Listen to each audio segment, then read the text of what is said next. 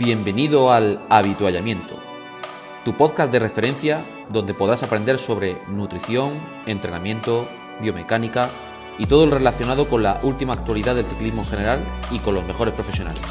Entra y aprende.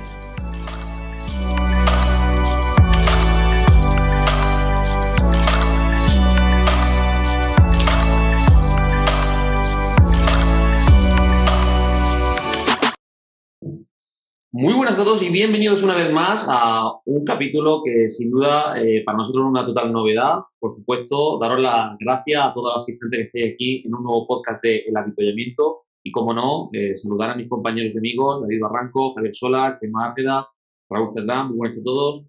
Buenas tardes. Por supuesto, como hemos comentado anteriormente, daros gracias a muchos de los asistentes que estamos viendo aquí, a Jesús, Ian, Ferran, Diego, Iker, Juanfra, Luisma, Power Lab entrenador, daros las gracias por la asistencia.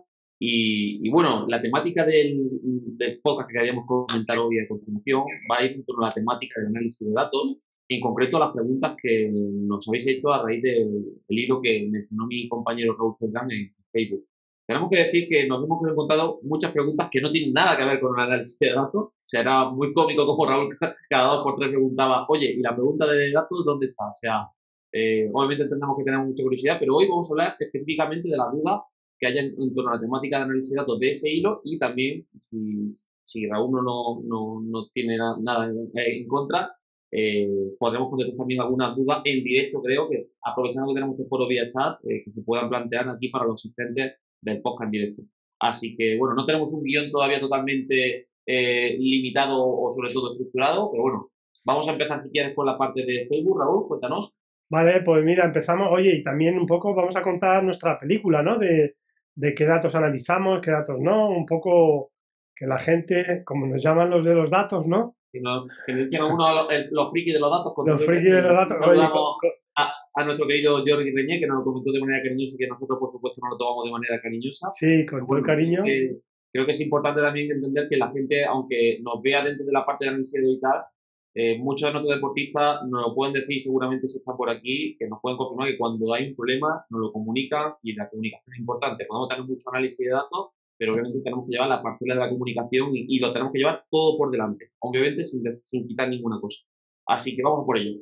Mira, bueno, yo además, como lo hacéis vosotros, yo lo que hago también es, mira, bueno, ya desde hace mucho tiempo, una vez, normalmente... A ver, por favor, que veo ahí problemática de... Vale, las cosas del directo. El primer directo un poquito... Que luego ya me encargaré yo de editar esto, no os preocupéis. Bueno, no hace falta, si no es de cachondeo. O lo meteremos directamente como anécdota de todos los aprendiz. Yo lo que hago, contarme a vosotros, yo normalmente hablo todas las semanas con mis deportistas y una vez al mes hago un Zoom, ¿vale? O un Facebook Messenger y todos los datos que yo veo los voy comentando, comparto mi pantalla, los voy comentando con ellos y veo lo que pasa. Javi, tú haces algo parecido también, ¿no? Yo parecido también. Bueno, no hago tanto Zoom, salvo algún momento habitual, o sea, importante para ver un poco cómo vamos a cambiar el plan. Ahora con estas semanas atrás, con las suspensiones, pues he tenido bastantes reuniones con los deportistas de cómo íbamos a enfocar un poco la película, ¿no? Pero al final intenta llevarlo todo, ¿no? Un poco ver lo que te dan los números, la información que tienes y, por otro lado, lo que te cuenta el deportista que va anotando los entrenamientos. Y al final, pues, llevar un poco un consenso, ¿no? Realmente, ¿por qué creo que es importante no utilizar los datos a la hora de entrenar?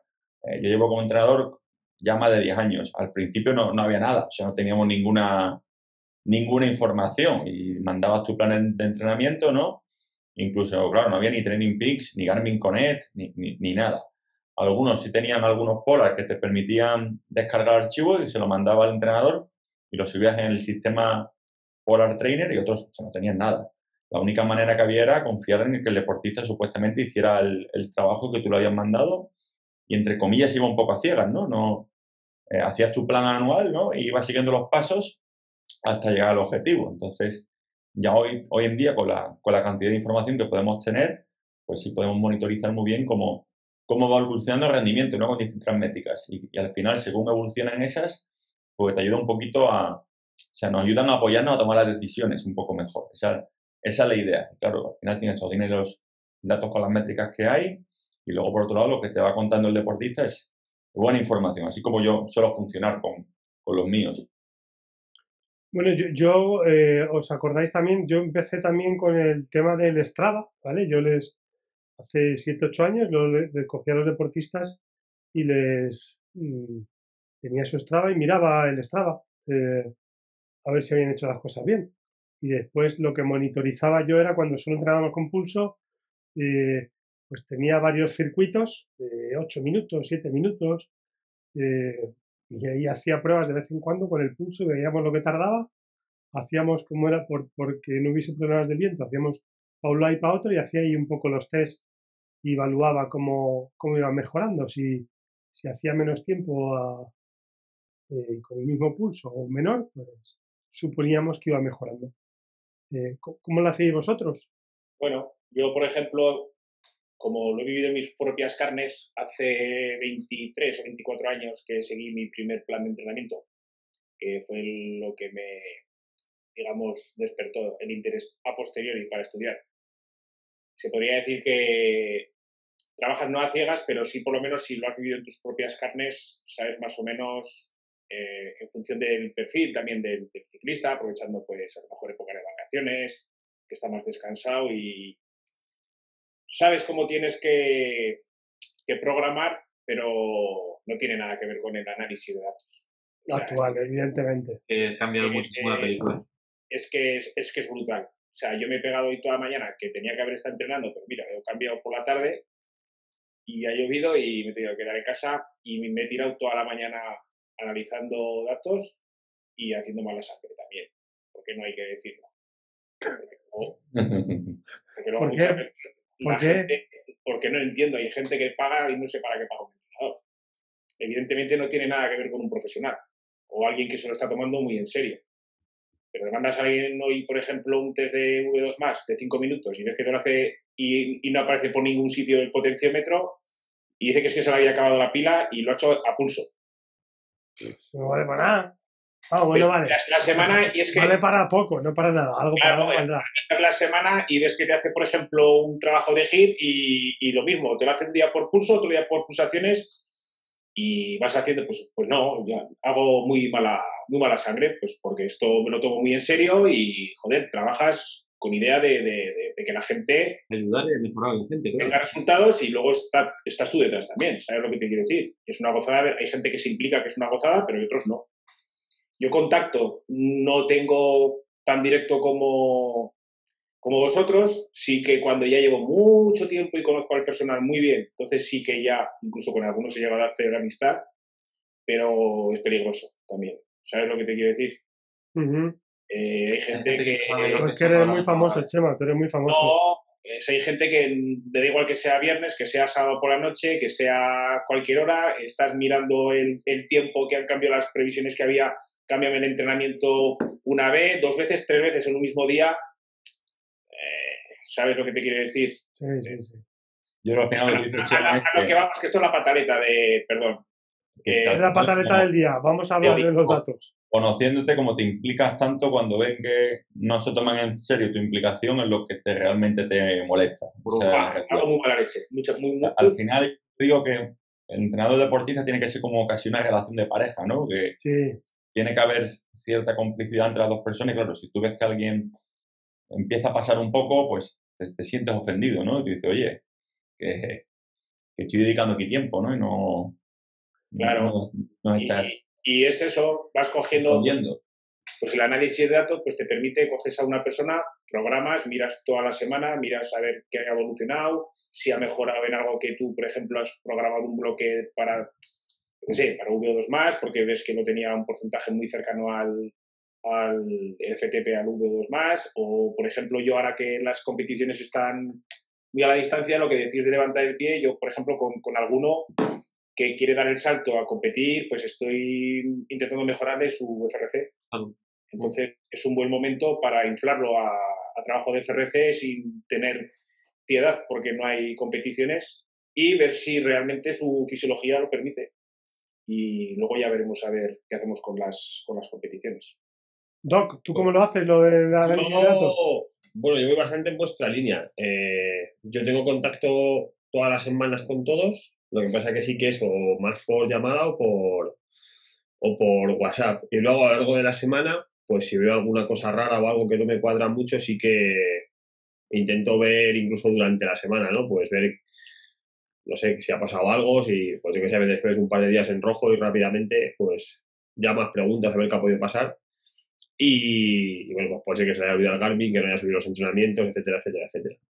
Sí que es verdad también que me imagino que os pasará que no todo el mundo a lo mejor incluso quiere esa atención, ¿no? Quiere algo como más diluido, ¿no? Que tú tengas su programa, de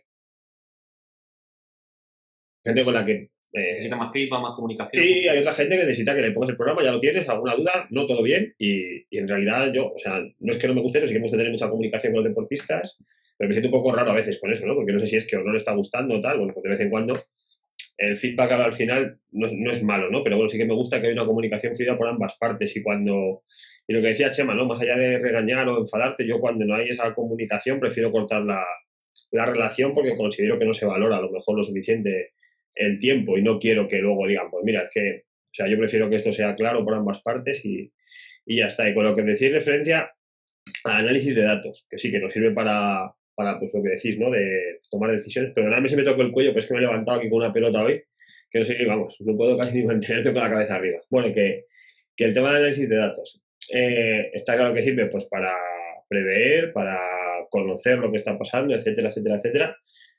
Pero bueno, yo últimamente empiezo a ver como o no entiendo muchas veces la crítica tan exacerbada que hay hacia este tema. Bueno, cada uno que haga lo que quiera, pero sobre todo yo creo que o vosotros y yo en este caso usamos los datos, pero teniendo en cuenta todo lo que hay detrás. Es decir, yo no cojo una métrica y la interpreto sin ningún conocimiento de nada. Quiero decir que yo cuando utilizo algo es porque sé lo que hay detrás de ella. Es decir, y hay algunas que no utilizo porque se me escapan. Pero yo al final, cuando cojo algo es porque creo que tiene una base detrás y que está apoyada ya sea por la fisiología, ya sea por el entrenamiento, ya sea por lo que sea, ¿vale? Entonces, creo que es una herramienta, o creo que es una herramienta que nos la han puesto ahí, que nos ayuda, por supuesto, y no entiendo por qué algo que nos ayuda es tan criticado. Pero bueno, allá cada cual con su... Pues mira, yo sinceramente, y seguro que a alguno le hace daño, es porque muchas veces no se entiende o no se sabe el Sí, pero Raúl, el desconocimiento no te posibilita o sea, yo hay muchísimas métricas que vosotros habláis que yo no, las desconozco y es que no sé... Yo creo, David, que realmente, o sea, para entender, o sea, cómo funciona un sistema de análisis de datos, de lo que sea, ¿eh? Yo no sé, de entrenamiento, ya sea de lo que sea. De todo. O sea, requiere, o sea, mucho tiempo. Muchos años. Mucho tiempo. Eso como, añado aquí, por ejemplo, yo de estadística, desde que di la asignatura en la universidad, no he vuelto a dar. O sea, llevo 10 años sin tener ni idea de estadística. Ahora que estamos haciendo el tema del paper calor, ¿me puedes contar tú? Me puede contar Eduardo, me puede contar Javi, mi director de tesis. Te enteras de algo, ¿no? Pero realmente me pongo delante del SPS y digo, esto me satura, ¿no? No entiendo para qué sirve la mitad de las cosas, ¿no? Pero yo creo que... Al igual que hace poco te pedí ayuda para la chica esta que le llevo el TFM, ¿no? Y tenía que hacer un análisis. Claro, cuando tú abres aquello, al principio te parece aquello una odisea. Y seguro que habrá gente que tiene un conocimiento de estadística mucho mayor que el tuyo y tú dirás, joder, no me entero de nada de lo que dice este. Al igual que yo no me entero de lo que dices tú a veces, pues exactamente igual. Hace falta tiempo, ¿no? De entendimiento, analizar muchos archivos de potencia, vivir muchas experiencias con deportistas y situaciones y cosas que llega un momento que empiezas a unir puntos y a tener como casi déjà vu, ¿no? De esto ya lo he vivido. Lo que pasa es que eso requiere estar muchas horas delante. Muchas. Y ojo, hablar mucho con el deportista para intentar cotejar qué es lo que aparecen ahí y ahí empiezas tú a sacar relaciones. Incluso también tengo... Y ahí empiezas a aprender, ¿eh? Realmente. Que conste que yo no hablo por teléfono, pero eso no quiere decir que no esté las 24 horas conectado, que al fin y al cabo... Sí, oye, son sistemas. A mí... Simplemente también porque tú tienes más gente. Claro. O sea, si al final tu sistema o los métodos que tenemos cada uno te posibilita hacer una serie de cosas. Claro. Hay sistemas que no es que sea ni mejor ni peor. Yo al final, yo sinceramente, lo de hacer la llamada semanal o quincenal o por WhatsApp o lo que sea y hacer el análisis por videollamada, no sé, cada 3 semanas, cada 5, cada 6, es un poco casi de manera egoísta mía porque me resulta mucho más fácil. Yo cuando estoy hablando con un deportista, oye, esta semana ¿cómo la llevas? ¿Esto qué ha pasado? ¿Qué ha pasado con este intervalo? ¿Qué tienes esta semana? ¿Qué va a pasar? Pues directamente a mí, la verdad que me ahorra tiempo. O sea, voy mirando datos y me ahorra tiempo. Y la llamada que hago mensual o cada 6 semanas, cuando cambiamos el ciclo para evaluar lo que ha pasado, pues también me va dando mucho feedback. Entonces, lo que dice Javi, yo voy viendo en los datos que estemos analizando, lo que estemos trabajando, y el deportista lo que me dice, pues me ayuda mucho más que si yo solo estoy delante de la pantalla del WKO o del programa que sea. Sí, el problema es que se me ha dado el caso de no hacer, por ejemplo, un Zoom y enviar al interesado pues, X pantallas, X capturas con los datos y intentando explicarlo y demás, y lo que dice Javi, o sea, es que el análisis de datos es muy complejo y por mucho que quieras explicar, o es alguien que es muy friki también, o al final es predicar en el desierto. Yo, si me permitís, por concluir lo que decía antes un poco, el tema de que por lo visto, o sea, que por supuesto que el análisis de datos ayuda, pero que también hay que hablar con el deportista, que también hay que tener mucha base fisiológica, que hay que utilizar productos o potenciómetros que estén validados y que sean fiables, o sea, que parece que porque solo analices, o sea, o que parece que porque haces análisis de datos, parece que solo haces eso. No sé, me parece un flaco favor a la profesión y a lo que representa todo un poco, ¿no? O sea, yo analizo con VKO, hago pruebas de esfuerzo, entreno, tomo el HRV, hago curvas de fuerza-velocidad, y eso no quiere decir que porque analice VKO, porque uso VKO como herramienta, como creo que hace mucha gente o casi todo el mundo, parece que solo haces eso, no te quedes solo con esa parte, ¿no? Creo que hay que quedarse con el todo, ¿no? Y no ser tan reduccionista con las personas muchas veces. Y tras este speech así político, pues no. Dale, Gauri, y empezamos con las preguntas, si quieres. ¿Qué decías tú? Yo me pasaba un poquillo lo que ustedes, pero yo sé que tenía una evolución de los primeros deportistas que he llevado, incluso en meses he tenido evoluciones de que yo al principio a lo mejor iba centrado en el tema de análisis y en las métricas sin que mejorara y tal, pero luego me daba cuenta que la adherencia del deportista no se daba porque no había un feedback. Entonces fue cuando empecé a generar videoinformes semanales, recalcar todas las semanas en una lista de difusión que tengo con mi deportista de chicos cualquier problema comunicarlo. Entonces cuando yo ya me di cuenta de que dando la herramienta al deportista salían las cosas bien. El problema que veo en muchas ocasiones es que el deportista lo quiere todo hecho desde el punto de vista de tengo un problema, voy a esperar a que mi entrenador me lo detecte. Y yo insisto mucho en mi deportista de que sus problemas me los cuenten para poder dar solución y mantener la continuidad del entrenamiento. Entonces yo veo varias parcelas que a mí el análisis de datos me ayudan mucho. Primero, para darle un feedback al deportista, le genero mínimo un vídeo semanal donde digo, oye, hemos completado estos objetivos de tiempo en zona, cuidado con aquí que he visto esta distribución, qué te ha pasado el día, y luego en esa comunicación, pues al final nos damos cuenta de lo que comentamos muchas veces en redes sociales, cuando no puedo completar una actividad, lo típico de, oye, ¿qué has comido? ¿Cuánto has comido? Y te das cuenta de que normalmente, venga, la nutrición me han tocado. Oye, he encontrado aquí algo raro, ¿qué ha pasado? Y ya te cuentan lo que ha pasado. Entonces, sobre todo esto es importante de que entienda el deportista de que nosotros tenemos herramientas de análisis, pero que si el deportista no nos comunica las cosas, si el deportista no es participativo y si el deportista no se implica en el proceso, a mí me da que va a ser complicado mejorar un deportista de esa manera. Y el deportista tiene la misma responsabilidad que un entrenador. Y eso creo que hay que destacárselo a todos. Y eso es una cosa que muchas veces pienso que a muchos deportistas les falta. Que se sientan responsables de su proceso y que tienen que ser responsables tanto en el tema de planificación de horarios como en el tema meteorológico, como el ejemplo que hago. Eso así, Gabriel, un plan de entrenamiento.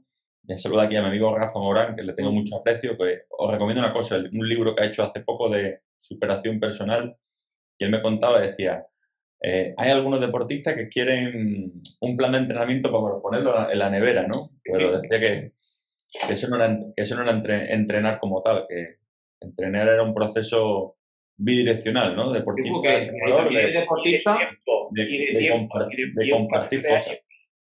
Y está diciendo JJ Milán aquí en el chat que hay que tener en cuenta que el deportista en el sector popular, ¿vale? De cicloturistas, estas cosas nos suenan a chinos, solo queremos recetas y que la comunicación es básica. Pues, Sí, pero oye, a lo mejor deberíamos aprender de esto también. Oye, el que quiera la receta se le da y si quiere hacer el pastel, vale, que lo haga, ¿no? lo importante, Yo lo veo así. cuando, y le puedo contestar a JJ Millán, es que, vale, si verdaderamente las recetas fueran la clave, ¿por qué los entrenadores estamos yendo? O sea, si verdaderamente los planes de entrenamiento fueran la clave, ¿por qué hay tantos deportistas que buscan entonces entrenadores? Porque planes por internet Claro. hay un montón gratis. Yo creo que realmente cada deportista tiene que buscar el tipo de entrenador que quiere realmente, ¿no?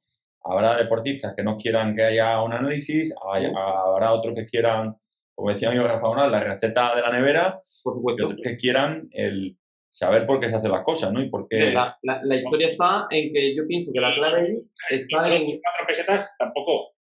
No, hombre, a ver, yo pienso que aquí hay muchos factores que nosotros muchas hemos comentado.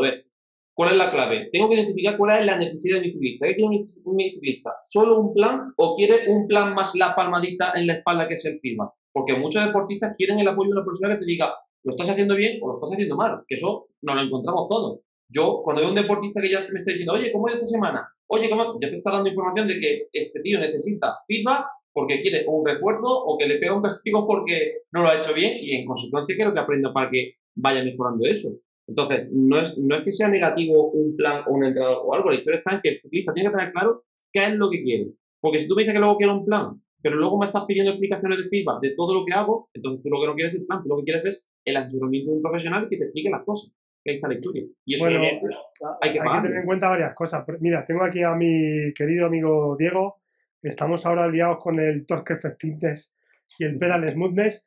Y oye, hay cosas que se necesitan ver a diario. Él puede ver en la pantalla eso, pero el GPA y el GPR, pues lo tengo que decir ahí. Entonces, cada vez que terminamos un entrenamiento, me avisa, oye, Raúl, echa un vistazo al cuarto intervalo, al quinto intervalo. Pues mira, aquí el GPA ha bajado a nada, oye, aquí y tal. Y eso también creo que es importante. Y con el Torque pasa lo mismo, de hecho. Ese análisis de datos con el deportista, ese feedback, ¿no? ¿Nos guiamos con las preguntas del Facebook? Vamos aquí entonces. Va a ser gracioso, ¿eh? Facebook, añado, Raúl, al final, esos datos, por ejemplo, que había hablado de GPA, es información para que el deportista entienda, ni más ni menos lo que tiene que hacer. Esto al hilo del vídeo que hizo Gabri, que hemos estado trabajando esta semana con 2 chicas del MASI, luego tienen que venir otras, con el más grande, tiene izquierda GPA de 52, por la simetría que tenía. La derecha, 20. Explica, oye, esto hay que nivelarlo a 20, 20 al menos. Se lo explica, lo entiende, lo lleva a la práctica. Lleva ya 3 entrenos largos, los 3 totalmente simétricos. Y ya va controlando la pantalla, los numeritos que tiene que estar pendiente.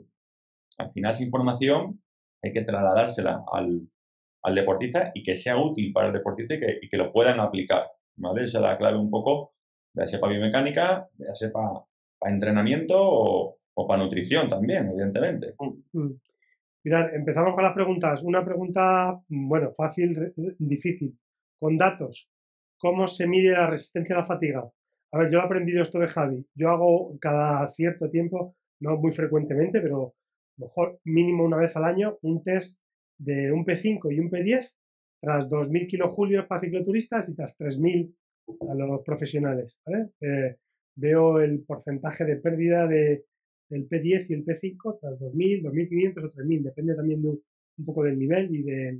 Muchas veces las competiciones en sí también te sirven, o sea, si el deportista tiene cierto nivel y está ahí para casi disputar, ¿no? Y está haciendo el 10º, 8º, 7º, ¿no? Pues ha hecho esfuerzos maximales al final de la competición y ya tiene dataje de otros años. Y en el caso que no lo tengas y vas con idea de intentar disputar en un futuro próximo, pues hace un test, como ha dicho Raúl, con cierta fatiga, con kilojulios consumidos y luego intentas replicar lo que hagas en competición. Bueno, yo suelo hacer con los cicloturistas a 2.500 kilojulios cuando ya se haya trabajado lo que es ya dentro de la parte del específico, pues al final de una salida, si tienen alguna subida, hacer 10 minutos, 15 minutos a todo lo que puedan y comparar. Y normalmente suelo meter en las salidas de los domingos progresivamente que las acaben en zona 3. A ser posible, pues voy alargando el tiempo media hora, 45 minutos, 1 hora. Eso lo medimos todos más o menos igual. Sí. LF, ¿qué datos vemos de LF? Bueno, explicamos LF, que es un poco... ¿Quién se atreve con LF? Bueno, al final el F es el factor de eficiencia. De hecho, tenéis un vídeo en mi canal de YouTube también donde explico brevemente qué es el factor de eficiencia y la contribución aeróbica y anaeróbica, entre comillas, dentro de lo que vemos en UKO. Pero para que lo entendáis, es la división simplemente de la frecuencia cardíaca media de un entreno dividido entre la potencia normalizada de ese entreno. Sobre todo esto lo buscamos a nivel de tendencias para comparar cada semana cómo va evolucionando. Si el valor del F es cada vez más alto, pues significa que está habiendo una adaptación aeróbica ante ese entrenamiento o a esa tendencia en concreto. O sea, no me fijaría en un factor de eficiencia solo en una sesión. Yo personalmente lo busco más con tendencias, que como lo aprendió, por ejemplo, con Javi, y la verdad que da buen resultado a la hora de distintos niveles. Obviamente, no fijándonos solo en el factor de eficiencia, sino que también podemos ver más cosas, porque está bien ver el factor de eficiencia, pero contextualizando cómo ha sido el clima o la temperatura en las semanas, cómo, o sea, tenéis que ver de que si yo hago ese análisis con el factor de eficiencia y depende del pulso, ojo, que el pulso se debe a más cosas. Si yo tengo una semana que he estado jodido, por ejemplo, con algún fármaco, antibiótico, lo que sea, que nos pueda aumentar o subir la frecuencia cardíaca o cualquier otro tipo de sustancia o temas de sueño y tal, que sepáis que eso va a condicionar la medida. Entonces tenéis que contextualizar esa medida, ¿vale? También con la intensidad, cambio de temperatura. Con la intensidad que me enseñó Javi el otro día. Altura, por ejemplo, se me ocurre, cuando se suben algunos deportistas en altura, ¿qué pasa con la frecuencia cardíaca también? Es importante también eso destacarlo, y obviamente la intensidad baja. Entonces, obviamente, pues, o normalmente se va a hacer al principio en altura intensidades entre comillas bajas. Entonces, claro, eso en principio, la recetita es que un deportista, cuando más EF tiene, si ves un periodo de 2 años o 3 años, ¿vale? Tú ves que el EF más alto normalmente lo tiene en el pico de forma, ¿vale? Este truco pro de análisis de datos. Y bueno, más o menos, porque mucha gente pregunta sobre valores de EF, podéis comentar que, bueno, que ya gente que llega a valores de 2 suele ser gente que va bien. Por encima de 2, yo solo tengo profesionales. Los cicloturistas, pues llegamos a 1,65, 1,70. Ten en cuenta que cuanto mayor sea el vatio absoluto del deportista, pues más fácil es que ese factor de eficiencia sea más alto. Y eso influye también que el deportista pese más. Si tengo un deportista con una buena relación vatio-kilo y encima es pesado, ahí puede falsear un poco también, tener eso en cuenta. Otra cosa que se me ocurrió a mí el otro día y lo empecé a analizar es el EF dividido entre el IF en la sesión, ¿vale? Bueno, salen unos numeritos curiosos. Es más real, ¿no? Claro, porque al final y tú imagínate que un mes haces un bloque de súper intensidad y te sale el IF de la semana medio 0,75 o 0,80, yo qué sé. ¿Sabes? Pues entonces... Pues ten en cuenta que si tú de pronto empiezas a meter más intensidad y sube mucho el factor de intensidad, la normalizada va a ser más alta, evidentemente, y puede falsear un poco lo que está sucediendo. Entonces, está bien eso, lo que me enseñó Raúl, ese truquillo. Bueno, yo se lo expliqué el truco. Y yo me diste tú la idea, Javi. Me di la idea y una métrica que era relación entre IF y EF, ¿vale? Para ver un poco que eso se mantenga constante en el tiempo, para ver que no había un salto de alto de intensidad de manera repentina. Sí, normalmente además la eficiencia se ve claramente la progresión. Conforme vas trabajando tienes que hacerlo muy mal, ¿sabes lo que te quiero decir? Por las dos partes. Normalmente, sobre todo cuanto menos niveles, en el momento que se pone en orden, ves que la eficiencia va semana a semana casi, y sobre todo cuando coges datos de los últimos meses, la mejora es brutal. Y luego, ¿qué dices tú, Raúl? Que cuando estás en el pico de forma, que es cuando mejor. Es un datito que tenéis que tener en cuenta, ¿vale? Nos dice Jesús, claro, el EF en una sesión de V2 más o FRC no es como una sesión de tempo, claro, por eso tú ves la media semanal y cómo va subiendo. ¿Vale? Tienes que contextualizarlo. Vale, FRC, ¿qué vemos del FRC? Bueno, ¿cómo lo calcula el programa de WKO? Pues no nos vamos a meter con él. Es muy sencillo. Kilojulios que se pueden gastar por encima de FTP sin bajar a FTP. O sea, básicamente, el FTP aquí, toda la potencia que hagas por aquí es un trabajo. Si te pones a 800 vatios, pues gastas todo ese trabajo en unos pocos segundos. Si tu FTP es 300 y te pones a 320, pues ese FRC vas a tardar mucho tiempo más en gastarlo.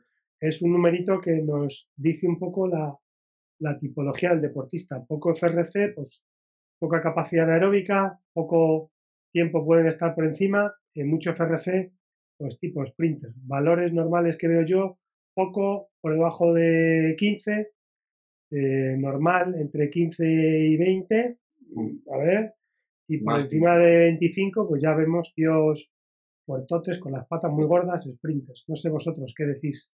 Yo también tengo alguno de estos con FRC muy alto de mountain bike, de XCO.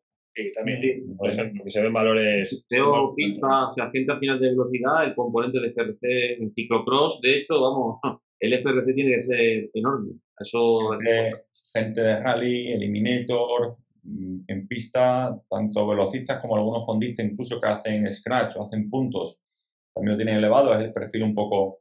¿Qué valor, Javi, máximo has visto tú? Lo máximo. Sí. Velocistas chicos, si no recuerdo mal, 40 kilojulios. Lo máximo. Aunque bueno, el FTP, claro, no están ahí. La Pimax de 2100, si no recuerdo mal, y 40 kilojulios aprox. Y luego el chico que entrenó de Eliminator, que es campeón de Eliminator de Portugal, que es Diego, le mando un saludo que nos escucha, pues anda entre 32, 35 de FRC aproximadamente, y ya os digo, es capaz de hacer pues 30 segundos a 1000 vatios, tranquilamente, con 70 kilos.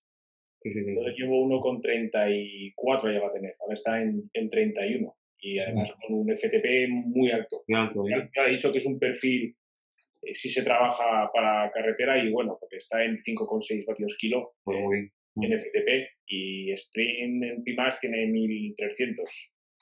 O sea, y es joven todavía. Se podría hasta reconvertir, creo yo. Y bueno. Yo en FRC también lo veo así un poco. No sé si os pasará a vosotros también con algún deportista que tenga muy delgado, que el FRC no sé si representa la realidad del deportista. Porque están siempre en valores como muy bajitos, ¿no? Como parece que a la gente delgadita le cuesta mucho subirlo. Normalmente la gente delgadita, casi siempre, los valores de potencia máxima, su curva no está muy desarrollada entre 0 y más de 1 minuto, 2 minutos, o sea, tienen tendencia a ser un poco más plano de arriba. Es raro que alguien de 55 o 60 kilos sea capaz de pasar de 1000 vatios sprintando. Y yo pasaba Javi mucho con las chicas, ¿no? Del Masi, que son perfiles delgaditos. Sí, está viendo, ya son escaladoras, ¿vale? Pero en cambio, algunas sprinters, pues sí pueden llegar a sus 18, 20 kilojulios. Pueden llegar tranquilamente, o sea que... Una cosa que deberíamos saber, bueno, preguntan por ahí que si en Golden Cheetah el FRC es el W'. Sí, es lo mismo. Una cosa que hay que tener en cuenta que, salvando las distancias, el FRC W' es un reflejo de la capacidad aeróbica, entre comillas, todo. Entonces, es un poco la energía que puede haber almacenada en el músculo, entre comillas, todo también, que no se me eche nadie la gente. Entonces, cuanto más masa muscular tengas, pues más depósito de fosfocreatina, más FRC vas a tener ahí, ¿vale? Aquí, a modo de curiosidad, para los que son así cafeteros de datos, tengo aquí datos delante del ordenador de Tania Calvo, el año que hicimos top 8 en el Mundial, que fue 2019, FRC de 28 kilojulios. Una tía. Claro, son una Pimax de 1620, ¿cuánto con pesa, Tania? 67 kilos. 20 segundos a 1100 vatios. Y 1 minuto a 700, para que hagáis un poco una idea de lo que mueve una velocidad, por ejemplo. Aquí me pregunta Eduardo que cómo podemos saber el cicloturista cuánto nos va quedando de FRC en pruebas. A ver, sí, dale, Chema, dale. Igual lo confunde, ¿no? Porque en teoría te tendría que dar todo, porque superar el FTP supuestamente, salvo momentos muy puntuales, o sea, no es una pila que se vaya gastando conforme vayas haciendo kilómetros. No, porque cada vez que tú bajas por debajo de FTPs, eso se recarga. Yo empecé hace 4 años o por ahí a experimentar con los cadetes y con los infantiles, que estos van a palos en las carreras, con la aplicación Doctor Esquiva, ¿vale? La buscáis en el Garmin, Doctor Esquiva. Y he vuelto otra vez ahora, como han quitado las carreras, pues con muchos digo, venga, vamos a empezar a enredar otra vez con eso y estamos enredando. Le doy las gracias a David, que pasó un chat muy chulo el otro día para WKO. Gracias, David, si nos estás escuchando. Y bueno, que te da la potencia crítica y el W' para poner en la app del Doctor Esquiva. Entonces, al final, lo voy a enseñar aquí en el Garmin. Tú puedes Estás viendo poner... si coincide que ellos estén agotados con que aparezca 0 o no, ¿no? ¿Quieres comprobarlo? ¿No? Estoy ahí un poco, estamos ahí probando. No sé si se ve aquí bien. A ver. Se ve complicado, no se ve. Muy complicado. Bueno, luego ahí se ve un poquito, pero bueno, no pasa nada. Luego lo puedes compartir. Bueno, si luego quieres, lo compartimos. La aplicación esa de W', te la bajas en el Garmin, tienes que configurar un montón de cosas y vas poniendo ahí un W-val en kilojulios y una potencia crítica, y entonces ahí va jugueteando. Haces esfuerzos por encima de FTP y ves con unos cuantos de los míos, hemos estado probando esta semana, cambiando ese valor, a ver cuándo al final del todo, cuando no podía más, se quedaba lo más cercano de cero. Con Diego el otro día probamos y bueno, parece que casi lo tenemos, y con algunos se le quedaban menos 50 de W-val, que es evidentemente es que tenemos los parámetros mal puestos. A mí nunca me ha acabado de cuadrar esa aplicación. No sé qué tendría mal. Hay que ir probando, David, hay que ir probando. Hay que ir cambiando dentro de la sesión, yo creo, incluso, ¿eh? Sí, no. Yo me he ido lo típico de irte a un repecho, hacer series y probar. Y ahí, si nos está escuchando David, que puede ser interesante para darle la idea, yo me acuerdo del chat que desarrolló Gabriel de la Matía, el de Blockout 5, no sé si es igual la medida. Muy parecido, es parecido, lo que pasa que da a lo mejor ese camino intermedio a lo mejor puede ser que, no sé, pregunto desde la ignorancia, si lo probáis, a lo mejor puede ser que, porque Gabriel, ese chat cuando lo vimos, todos flipamos un poco con el cálculo que hizo Gabriel de la Matía, que desde aquí hay que agradecer eso del podcast, y a lo mejor puede ser también esa fórmula o estimación que él sacaba, puede ser también compatible, pero habría que verlo, pero bueno, interesante. Bueno, estaba preguntado también José Luis, que es un asiduo del chat, que cómo lo calcula WKO. La verdad que la formulita del DFRC, cómo baja dinámicamente, no tengo ni la más remota idea de cómo se calcula. ¿Vosotros sabéis?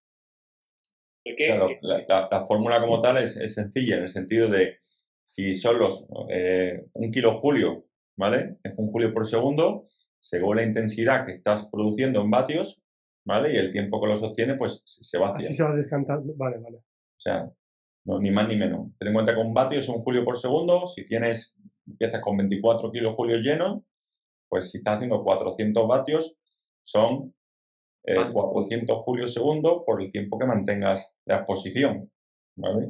Mira, ahí está la explicación. El tema después es la recarga, ¿vale? La recarga, eso no sé yo cómo... Ahí donde está el... Ahí está la del cordero. El propio Esquiva en su día dijo que él encontró el problema en la recarga, lo que llamaba el concepto de tau, ¿no? La velocidad de recarga de ese depósito. Él utilizó una ecuación en base a una estadística y la dejó ahí, pero claro, ¿estás seguro que todos tenemos claro que todo el mundo no responde igual a esa capacidad de recarga? Puede estar muy desarrollada seguramente a lo mejor también con la componente del consumo de oxígeno y la respuesta lenta. Puede ser que esté por ahí también los tiros, ¿eh? Lo que pasa es que, claro, de ahí hacerlo a replicarlo es complicado. Ni idea. Capacidad glucolítica, y vamos a poner IV la max, aunque no lo pone, y relación con la combustión de hidratos de carbono y grasas. ¿Eso hay algún valor que podamos verlo? Un valor que relacione, a ver si me entero, capacidad glucolítica con VLmax y luego con la contribución, entre comillas, de malla de aporte de hidratos y de lípidos. Sí. Eso estaría guay verlo, ¿eh? A ver, no hay nada con eso, pero lo que sí más o menos vemos por los perfiles deportistas es que cuanto mayor capacidad glucolítica suelen tener, el gasto evidentemente es mayor de carbohidratos por hora. De hecho, como los sprinters siempre tienen más hambre, a modo de broma, ¿no? Necesitan comer más dentro de una competición que alguien que no lo es, ¿vale? Por así. A ver, eso hay el clásico paper de Heck y Mather, hace una comparación entre el VLA max y el FTP y la cantidad porque se nos entienda, la cantidad de carbohidratos que se va gastando a diferentes intensidades. Y entonces relaciona la capacidad glucolítica y el VLA max, cuanto más alto se tenga, más contribución anaeróbica es al FTP. Aunque esa teoría es de Mather y Heck, pues las otras teorías, por lo que yo oigo y por lo que yo leo, no queda claro que una capacidad glucolítica más alta un VLA-max más alto contribuya en cierta medida al FTP, aunque yo sigo teniendo grandes dudas sobre eso. Yo coincido también en eso, porque al final luego también... Dentro del Sprinter, el VLA Max puede ser mayor en uno que en otro, ¿no? Y ser, por ejemplo, los dos... La idea es que el VLA Max sí que es cuando tú abres el grifo de la glucólisis, se abre mucho más gordo, se abre mucho más grande y hay mucha más energía proveniente de la glucólisis, pero ¿cómo se relaciona eso con el concepto de FTP? Es ahí un gran dilema que los que son... con el consumo de grasas tampoco le encuentro yo... Pues mira, ese es un dilema que tienen ahí los que son pro GCAM Mother. David, ahora que nos contará de los papers, eso no sé si tú los tienes en la cabeza. Estás hablando poco, David, hoy, Es que estoy escuchando mucho, tío. Yo que sé, nos resulta interesante lo que contáis. Ya sabéis que yo, posiblemente de los 5, soy el que menos sepa de WKO. Sí. Bueno, pero esto ya no es de WKO. Entonces, las relaciones del VLA+ con el FTP, pues yo creo que tiene que haber alguna relación, pero no tengo todavía una opinión. Algo que tenemos que averiguar. Nos está dando una idea que son muy interesantes. Algo intentaremos averiguar con Raúl y con David, que ellos son expertos en la materia. ¿Sabes qué paper te decía, David? Y luego, Raúl, te digo que estoy reventado del cuello, Tengo un dolor. Vale, atrás. Ahí con el cuello el pobre está hecho. Bueno, valor de estamina. ¿Qué decís? Que algunos dicen que es una pseudométrica y que no vale para nada.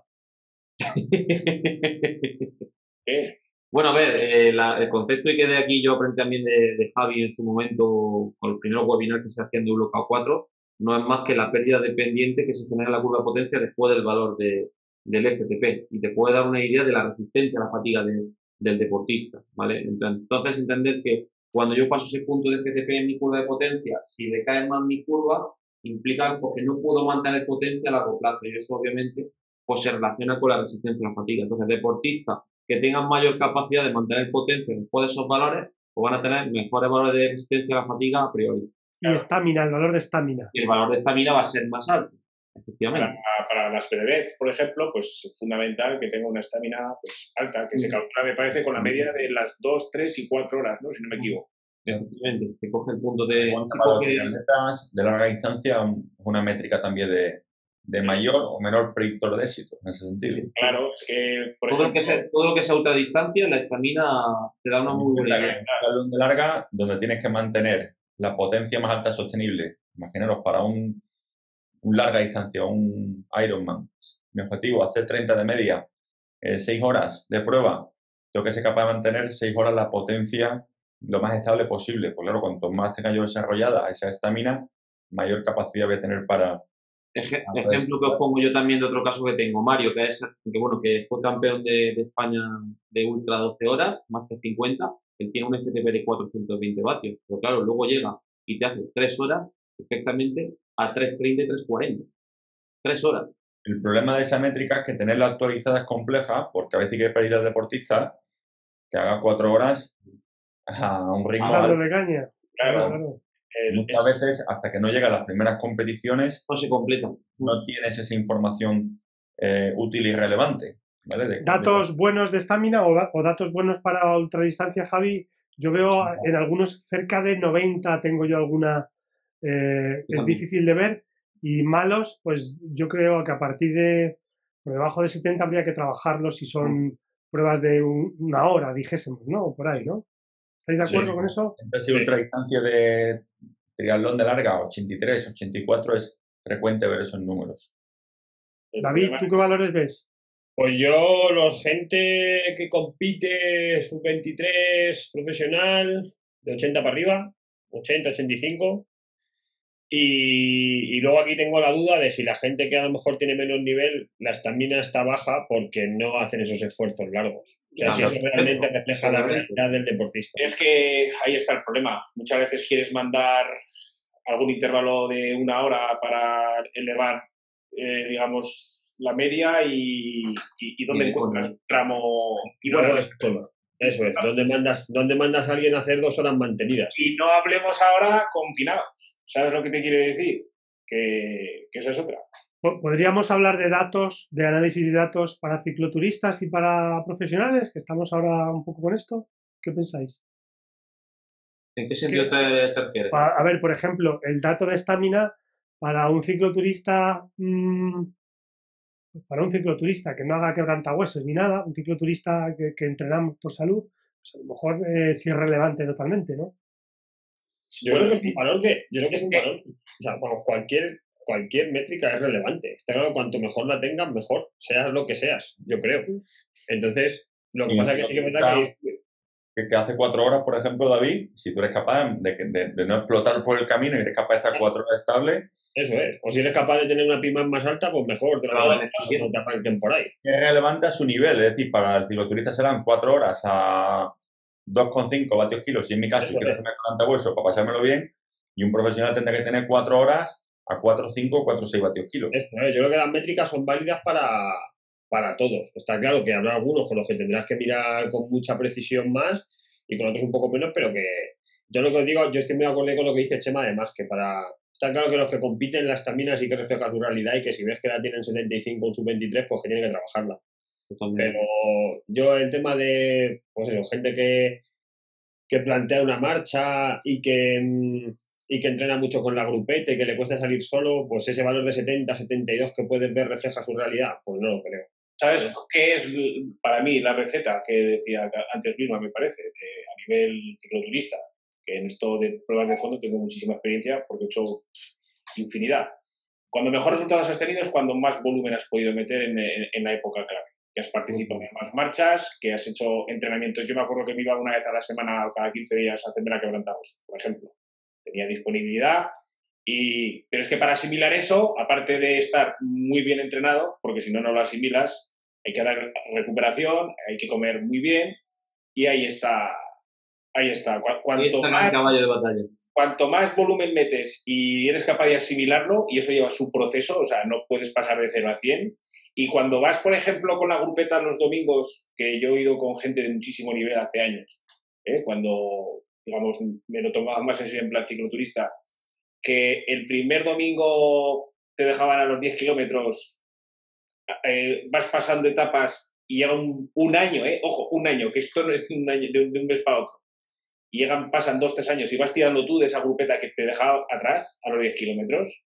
Eso es un proceso ese intermedio que te pegas toda mañana trabajando en aquel entonces en intensidad aeróbica entre el 80 y el 85%. Igual llegabas a casa con 4 horas al 82% de la frecuencia cardíaca máxima. Eso te da una resistencia a la fatiga del copón. ¿Sabes lo que te quiere decir? Eso al final lo recoges, pero tienes que trabajarlo. Trabajarlo y para poder asimilarlo tienes que hacer una buena base, con mucho volumen, no tener prisas, paciencia sobre todo y mucha carga, mucho volumen. Oye, ahora que estamos hablando de eso, time to exhaustión, ¿qué decís? Pues el tiempo límite, ¿no? El tiempo límite. Os voy a contar una cosa que yo se lo llevo escuchando un montón de tiempo a Colin Moore, a nuestro amigo Colin Moore, y es que el time to exhaustion normalmente vamos a ver valores en torno a 35 o 40 minutos, ¿vale? Pero el time to exhaustion, dice Cooley, que lo tiene más que demostrado, que se mejora mejorando la cantidad de grasa que puedes quemar a FTP, ¿vale? Que mejorando la contribución aeróbica. Bueno, mejorando la contribución, pero él dice que muchas veces cuesta mucho subir el FTP a un tío, imagínate, 300 vatios, time to exhaustion 35, clásico. Pues que a lo mejor sin subir tanto el FTP, sigue con un FTP de 300 vatios, pero con un time to exhaustion de 50 minutos, ¿vale? Que ahí el deportista empieza a notar que anda muchísimo más. También suponemos que al subir el consumo de oxígeno y que esa intensidad relativa al consumo de oxígeno pues va a ser menor, ¿no? Y su eficiencia más alta. Eficiencia, o sea, todo. ¿Opináis lo mismo del time to exhaustion? ¿Veis valores por encima de 35 o 40 minutos en vuestros deportistas? El time to exhaustion, para que sepa cada uno lo que es, se supone que es en WKO5 el tiempo límite a FTP. Es decir, si tienes un FTP de 300 y un time to exhaustion de 35 minutos quiere decir que eres capaz de estar 35 minutos a 300 vatios. Yo más de 38 no he llegado a ver. ¿Lo has visto? La prueba es fácil. Cuando queráis comprobarlo realmente, A ver, ¿qué tal? Test TT, sí, esos son duros. Yo sí que veo en pros buenos de estos de ultradistancia, mountain bikers, yo tengo alguno con 45, 48 minutos. ¿Vale? Pero la prueba siempre es para ver si eso está ajustado o no. Si te marca 315 vatios para 37 minutos. Pues a ver, Vamos a meter 37 minutos a estos vatios. Y cuando acabas, le preguntas qué RPE ha tenido en ese intervalo. Te dice que ha ido sobre 9, prácticamente 10, y que no había para más, ya sabéis que eso está bien ajustado, ya está. Si no se autoajusta ese día. Y casi siempre más o menos anda ahí, o sea, realmente no suele haber para más. Yo por las pruebas que he hecho, al final lo ves la métrica y tú dices, ¿esto será verdad o no será verdad? Pues nada, vamos a probarlo. A ver si realmente el deportista es capaz de sostener esto y qué sensación te da de si podía prolongarlo o no. Pues eso ha pasado, ¿no? Bien. Yo creo, Javi, que también hay que tener en cuenta una cosa, que es el cómo estás en el momento en el que te encuentras. O sea, que lo mismo el día que vas a probar no es el día. Eso no quiere decir que no sea. No, sí, pero que normalmente, casi siempre que he probado suele coincidir relativamente bien con lo que había marcado. Eso es importante. ¿Sabes cómo es esto de los datos? Que al final estás buscando el día que no salen los datos para ya contradecir el resto del modelo. Eso también. Que esa es la gracia. No vale nada. Bueno, que le han mandado que lo haga y te dice, mira, pues lo he hecho y yo creo que tenía a lo mejor para 7, 8 vatios más, podía tener, te lo dice el deportista. Sabes tú que realmente pues ese día iba bien y bastante bien. Lo importante, yo pienso, con el tema de análisis de datos es que no creo que, y yo pienso que es la conclusión que yo saco en todos estos años, tanto para bien como para mal, no nos podemos fijar solo en un día para sacar una conclusión. Eso es lo que yo pienso que es el gran fallo que comete la mayoría de la gente, que solo se fija en un día. Claro, el P20 de ese día. Esto es una mierda. Como esto no se cumple un día, esto es una mierda. Cuando pero mira, una cosa muy fácil. Si vale o no vale el análisis de datos. Tú antes, por ejemplo, programabas un entrenamiento que se hacía en hojas Excel, que no estaba ni en Training Peaks, y tranquilamente te podías permitir el lujo de mandar 4 semanas. ¿Sabes lo que te quiero decir? Tienes alguna programación porque no tenías dónde rascar. A mí me vino una chica, que lo sabéis vosotros, que igual nos está escuchando, y me da una gráfica. Yo descargo sus gráficas de pulso, por ejemplo, y ahí no ves absolutamente nada. Y sin embargo, tienes datos y dices, hostia, el potenciómetro roto, tiene una patata de potenciómetro, porque estos datos no los puedes tener, porque si no tendrías que estar poco menos que corriendo en profesionales o cerca. O sea, simplemente ya los datos, fíjate si te han dicho cosas. Y es verdad. Sí. Es verdad. Y es más, es que es lo mismo que ir a comprarte, que lo puse en uno de los artículos de ejemplo, ir a comprarte un traje a la plata de un centro comercial, una talla M, una talla 50. Es lo mismo que ir a comprarte un traje a un sastre, que te lo hacen a medida. Si es que es la misma explicación. Lo que pasa, que es muy fácil plantarte delante de un WK, de un Golden Cheetah, del que sea, empezar a ver gráficas que no sabes ni por dónde te da el aire, porque es así. Y decir que esto no sirve. Y decir que no sirve. Porque hay que perder muchas y muchas horas y años. Y ojo, y también el tema de que yo pienso que sé algo y que eso ya no se mueve, y cuando veo eso y veo que no me concuerda con lo que yo sé, prefiero decir que esto no vale a decir que a lo mejor yo tengo que replantearme lo que sé. Que eso yo pienso que a todos nos ha pasado en el entrenamiento con esta herramienta. Y luego porque tenemos por ejemplo, nosotros tenemos la suerte de que tenemos un grupo de WhatsApp, que yo estoy en un máster con vosotros, sobre todo sabes que tienes cualquier duda, nos hacemos una consulta, hacéis una consulta y ya está. Y a lo mejor entre otros colegas no hay esa confianza, ¿sabes lo que te quiero decir? Y no tienes, antes, ¿a quién le pregunto yo esto? ¿Sabes lo que te quiero decir? Porque no me lo van a decir. Porque no se comparte. Ahí Raúl tiene Coaches for Coaches para... Ahí, bueno, Raúl y Javi, que vamos a acelerar un poco con las respuestas, que si no... Una cosa, Raúl, con respecto al time to exhaustion. O sea, a mí un poco, dentro de toda la validez que puede tener el modelo de VKO, etcétera, etcétera, ¿no? Que siempre a lo mejor un poco se le zurra porque no tiene esa validación científica que pudiésemos decir. Sí que es verdad que el concepto de FTP, más allá de que todo el mundo... No, es que tiene que ser 60 minutos. Si no, ya parece, como lo pone en un libro, pues ya, eso la gente se ha quedado solo con esa parte, parece que no han llegado a otras. Pero bueno, más allá de todo eso, el concepto de time to exhaustion sí que viene muy bien porque se puede relacionar con otros tiempos que hay en otros sitios fisiológicos. Es decir, que eso de 30, 40 minutos, 35, bueno, pues eso lo que te va a indicar es posiblemente cómo esté ese valor de estado estable, podríamos decirlo de alguna forma. Aparte se ha visto que, pues por el tiempo que aparece en la métrica, parece que sí que se relaciona con el MLSS, ¿no? Pero se relaciona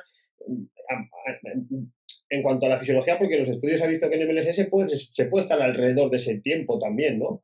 O se puede ver que está por debajo del VT2, pues porque en VT2 se está menos tiempo, no se puede estar 30 minutos, etcétera, etcétera, ¿no? Entonces, sí que creo que es un parámetro interesante porque sí que indica, o creo que está muy bien posicionado a nivel fisiológico, ¿vale? Dentro de que en ciencia, pues, hemos estado intentando buscar dónde está y parece que donde más cerca está es de MLSS, ¿no? Pero bueno, hay un paper que te dice que sí, otro que no. Pero bueno, sobre todo al final, cuando tú ves la literatura que hay sobre tiempos límites en diferentes sitios fisiológicos, pues parecería que se encuadraría en esa zona, ¿no? Por encima del primer umbral, por supuesto, por encima de lo que serían los 2 milimoles de lactato, pero sí que está por debajo de los 4 milimoles, por debajo de VT2, entonces está en esa zona, ¿no? Pues como la potencia crítica está todo ahí más o menos, y oye, algo tiene que tener la métrica esa del time to exhaustion porque parece que cuadra con el tiempo límite a MLSS, ¿no? Sí, más o menos. Y a nadie le sale un time to exhaustion de 5 minutos, quiero decir, ¿sabes? O sea, que no Sí. a nadie le sale un time to exhaustion de 15 minutos ni de 11, que sería VT2. Entonces, parece que el FTP, pues eso es ese estado estable de que se puede estar, pues, sin perder la homeostasis, ¿vale? Pues un largo periodo de tiempo. ¿Cuánto? Pues cada uno de forma individual. ¿Por qué? Pues porque cada uno respondemos de una forma diferente a esa intensidad. Nadie responde de la misma forma, ¿vale? No somos muñecos. La fisiología muscular, la metabólica, etcétera, etcétera, va a hacer que pues que se puede hacer de una forma o de otra. Entonces, ahí, David, lo que está diciendo es donde reside la fortaleza de esto, ¿no? Tienen la radiografía de cada deportista. O sea, cómo es cada uno de ellos. O sea, no sé, con toda la gente que has trabajado tu año, Raúl, trabajáis con muchos deportistas y más allá de la validez, ¿no? Pues podemos hablar también de la fiabilidad, que muchas veces se nos olvida hablar de ella, ¿no? Porque vamos a no, hay que trabajar con potenciómetros que estén validados, ¿vale? Pero, vale, que está muy bien que sean válidos, pero que al final la validez siempre es contra SRM. ¿Por qué se decidió que fuese SRM el gol estándar? Porque estuvo allí en el momento adecuado, en el lugar adecuado, ¿vale? Claro, entonces lo interesante también muchas veces no es eso, sino es la fiabilidad, ¿no? Y si te puede trabajar un gran número de entrenadores con un número altísimo de deportistas, encima esta gente bebe de la base de datos de Training Peaks, que posiblemente son los que más datos de entrenamiento del mundo tienen, y te dicen que el valor ese de FTP que ellos han inventado está alrededor de este tiempo. Yo lo que os digo, no conozco a nadie que le haya salido un deportista con un time to exhaustion de 8 minutos. Si te sale eso es porque estás poniendo algo mal. Entonces... aunque estamos haciendo el calor, muestra de 13 profesionales chicas, 13 chicos, casi todos están en los mismos rangos de calor y de temperatura y rendimiento. O se ve extrapola eso, eso a... extrapola esto a ¿cómo se llama? ¿A cuánto? ¿A miles de deportistas? Pues, joder. Al final, yo qué sé, el que tiene... A ver, este sistema funcionan por el gran número de datos que tienen y Golden Cheetah ha sufrido un parón porque el sistema no se ha nutrido de tantos datos, que de hecho le han pedido que se abra la gente y que empiece a hacer la gente. Yo ahora Golden Cheetah está tomando los pasos que hizo Uloca en su momento. Para que crezca el sistema y cuanto más... Y Strava ha hecho lo mismo, o sea, Strava para que los datos que te salen sean mejores, lo que haces es dar datos y lo queramos o no, o sea, aparte del email que es muy valioso, pero cuando ya te metes en historias de entrenamiento tienes que tener muchos y tienes que tener muchos de mucho rango, etcétera, etcétera, ¿no? Entonces, pues oye, seguramente de aquí a 3 o 4 años a lo mejor el libro de Allen y Cogan saca una actualización y resulta que cambian los datos porque hay ciencia y porque como ellos tienen todos los números, por decirlo de alguna forma, porque, no sé, quitando Ineos, creo que los demás, el resto de equipos no creo que haya ninguno que no trabaje con Training Peaks. Y Ineos pasa ahora con Training Peaks otra vez. Pues mira, otro más, o sea que... Entonces... una preguntita, con datos, David, este vas a ser tú. ¿Cómo saber si el trabajo de fuerza, con qué datos veríamos si está haciendo efecto? Mi opinión es, si sube la Pimax, pues se va mejorando el trabajo de fuerza, eso es una relación como muy clara, ¿no? Pues no lo tengo tan claro, Raúl. ¿No lo tienes tan claro? No, porque el perfil del ciclista, por ejemplo, a lo mejor en un escalador no te cambia. Con el trabajo de fuerza. Claro, a lo mejor se mantiene o la variación es mínima. En cambio, le ves, por ejemplo, que no tiene molestias, que la espalda está mucho más fuerte, que es capaz de ejercer mejor o mejoran. Pues mira, todo eso que habéis hecho del torque, pues a lo mejor mejora la capacidad de ejercer fuerza sobre el pedal sin tener por qué ganar Pimax. Es la historia. Yo pienso que puede estar por ahí la relación de monitorizar el torque más el tiempo y las mejoras que se han producido. De todas formas, Raúl, yo creo que no debemos confundir peras con manzanas. Es decir, si yo estoy haciendo trabajo de fuerza y el tío mueve la barra más rápido, para mí ya está mejorando en esa parte. Luego ya veremos si lo transpone en la bicicleta o no, ¿vale? Pero en un principio, ya fuera de la bici está mejorando. Esto quiere decir, que esto es ahora lo de siempre, esto quiere decir que ese entrenamiento de fuerza no está sirviendo para la bicicleta. Quizá no se vea reflejado en lo que queremos, pero yo sí que creo que le sirve, por supuesto. O sea, por supuesto que le sirve. ¿Por qué? Porque no solamente nos vale el ejercer ese, o ese ejercicio de fuerza, ya tiene que transferirse a la semana siguiente. ¿Por qué no le damos también a lo mejor un análisis de toda la temporada que ha pasado? He llegado a sacar relación en los velocistas de pista entre cuántos son capaces de levantar en sentadilla, por ejemplo, con la potencia máxima. O sea, nunca... ¿Tú no la has sacado esa relación, Javi? Nunca. A ver, o sea, no lo tengo muy estudiado, pero yo el que veo que empieza a trabajar la fuerza, a lo mejor es que tenía poca Pimax. También, porque venían a unos niveles muy bajos. O venían a unos niveles muy bajos, pero yo, o sea, relación súper directa, trabajo de fuerza, mejora Pimax. De la idea de David, no es directamente proporcional a que tenga que mejorar la Pimax. La historia, por ejemplo, el no sufrir calambres. Alguien que, por ejemplo, no ha trabajado nunca fuerza y trabaja fuerza, normalmente, también viene acompañado de entrenamiento, los calambres desaparecen. No, y ya no solo por eso. Yo pienso que Javi tendrá la misma opinión. Los deportistas que tienen problemas a nivel biomecánico, cuando hacen trabajo fuera de bicicleta y trabajo de fuerza, normalmente solucionan muchos de los problemas que vienen arraigados de la biomecánica por tener unas condiciones no adecuadas. Y es lo que le doy la razón. A mí me interesa un deportista que haga trabajo de fuerza, no tanto por la mejora de rendimiento que se puede producir, entre comillas, sino por la continuidad que te va a permitir poder aguantar rangos de trabajo de ese tipo. Y más un ciclista que está siempre en una cadena de flexión siempre continua. Los flexores de cadera, que es bastante habitual, pues ya sabemos que hay una limitación a la hora de aplicar fuerza sobre los pedales. Yo estuve aquí en Zaragoza, en la Universidad de San Jorge, que vino Chicharro a dar un curso sobre lo que es el control de la fatiga al entrenamiento y lo dijo así de claro, que cuántos, por ejemplo, ciclistas recreativos o runners recreativos, si en vez de emplear 2 días que emplean durante sus entrenamientos a salir en bicicleta o a correr, los emplean en trabajar fuerza. Pues llegarían al final de las pruebas pues con muchísima menos fatiga muscular y con muchísimo menos riesgo de calambres, independientemente de las ganancias que tengas ya en otros parámetros y lo que dices, menores dolores de espalda, al fin y al cabo, pues mayor lo que es a nivel de... Van a durar más, simplemente van a durar más. Yo creo que la transferencia no es tan directa, y ojo, que nosotros todo lo que hemos estudiado con fuerza al final mejoran, pero que al final mejoran también haciendo otro tipo de fuerza con más carga, ¿vale? O mejoran haciendo sprints, ¿vale?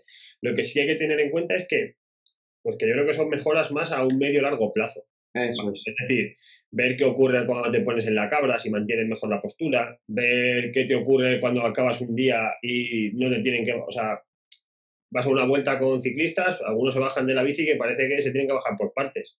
Claro, se empiezan ahí como a desmontarse poco a poco, pues posiblemente toda esa gente que hace fuerza o que tiene un trabajo más complementario fuera de la bici, pues posiblemente tengan esos marginal gains, ¿vale? También entiendo, por ejemplo, que un ciclista profesional, yo que sé, lo hablaba ayer con Arteche, me decía, ay, es que sí, que esto que publica vosotros está muy bien, dice, pero es que nosotros nos movemos 200 días al año. No hay multipowers, no hay prensa, no hay nada. Entonces, ellos tienen claro que tienen que hacer fuerza. El handy gym. Hay que comprarse el aparatito ese de 1.000 euros y te lo llevas en la mochila y andando, a ver si... Sí, pero al final hay que sacar o dar partido a lo que tienes, ¿no? O sea, si al final tienes que montar en bici, pues tienes que montar en bici y a lo mejor la fuerza pues hay que hacerla como parte del entrenamiento de bici, pues por supuesto. O sea, si es que al final hay que hacer dentro, hay que hacer fuera, hay que ver la parte de la temporada, hay que ver cuántos días se puede hacer, hay que ver si te viene mejor una cosa o mejor otra, por suerte y por fortuna, es un campo en el que hay cosas hechas y que se van a seguir haciendo. Porque queda oye, y permíteme recordar que vamos a hablar, bueno, vas a hablar tú con tu amigo Jaime Gil el próximo día, David, no me acuerdo el día. El 17 de marzo hemos quedado. El 17 de marzo va a haber un webinar específico de la fuerza. No para. Aprovecho ahí la cuña. No, sí, un poco lo que vamos a intentar contar es eso, en las nuevas metodologías nuevas metodologías. Pues un trabajo en el que España somos pioneros, que es todo el tema del trabajo de fuerza-velocidad. Pues nosotros lo que hemos intentado es acercarlo al ciclismo, ¿no? Que estaba un poco alejado y que, bueno, aquí vivíamos un poco con toda la corriente nórdica de Ronestad, lógicamente, es de lo que más evidencia ha habido, pero que nosotros, yo y otros entrenadores, vosotros también esa inquietud la habéis tenido, que hostia, no sé, yo cuando veía gente de 55 kilos tener que trabajar el 90% de un RM, a mí se me abren las carnes, ¿sabes? Entonces dijimos, a lo mejor hay alguna otra forma de hacer las cosas para que esto no cueste tanto, ¿no? Y que sobre todo no haya ese desapego hacia los hierros por parte de los ciclistas, ¿no? Que muchas veces meterles en un gimnasio es casi que como darles una paliza. Entonces, bueno, pues nosotros, de hecho, esta semana nos salió publicado el segundo artículo que hemos hecho. Este año teníamos más proyectos, pero con el COVID se ha parado todo. Y bueno, pues parece que se pueden hacer cosas con cargas submáximas y que los chicos mejoran, los chicos tienen apego al gimnasio y todo el mundo está contento y no hay molestias, no hay... Ojo, ciclistas de carretera. Ya, pues Javi, que trabaja con pistas de estos bestias, siempre se lo digo, ¿no? Que cuando escuchaba a Raúl Mena hablar a veces, dice, bueno, estos son un poco diferentes, no están acostumbrados a hacerse daño. Pues bueno, están acostumbrados a lo mejor a trabajar con esas cargas. De todas maneras, David, esos ciclistas de pista, cuando llevan ya tantos años trabajando, se hacen una sesión muy dura y al día siguiente están como si nada. Pero porque llevan años haciendo 2, 3 sesiones a la semana, no por otra cosa. Pues yo creo, Javi, que eso es, o sea, con el concepto que tenemos de fuerza, creo que habría que ver hasta qué punto, que sí que está formulado todo, evidentemente. Pero no sé hasta qué punto la interferencia que te deja, ¿no? Porque al final el reclutamiento muscular para hacer ese tipo de ejercicios es bestial. A lo mejor de carretera que nunca ha hecho, va a una sesión de gimnasio y se pega ahora 2 días que dice que no puede con el pellejo, hablando malamente, los que llevan muchos años haciéndolo, en este caso los pistas, pues, o sea, no se notan ellos que le perjudique al día siguiente, ni mucho menos, pero eso como el volumen de entrenamiento, sí. Sí, por supuesto. A ver, es capaz de tolerar más y más.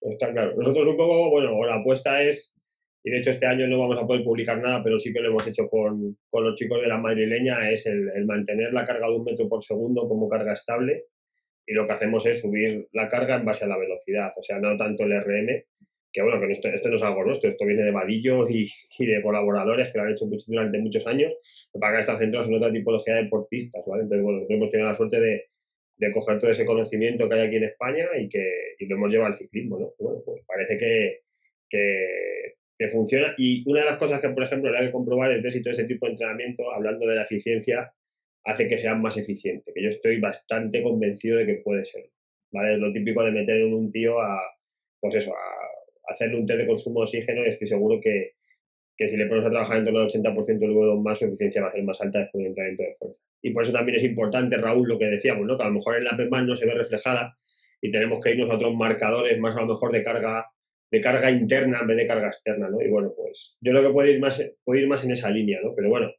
lo que os digo, a ver si ya la vacuna rula esto rápido y podemos empezar otra vez a meternos a cacharrear, que ahora mismo el tema está muy parado. Oye, chicos, hay un montón de preguntas, pero vamos a hacer una más y si queréis le damos paso a alguno que pregunte algo. Yo voy a hora y 10 y puedo seguir todo el día. Me está pasando el dolor, se me está pasando el dolor. Se te está pasando el ibuprofeno.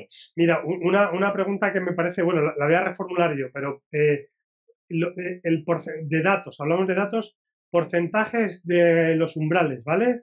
Del VT1 respecto al FTP, el FTP al V2+, ¿en qué dato nos fijamos?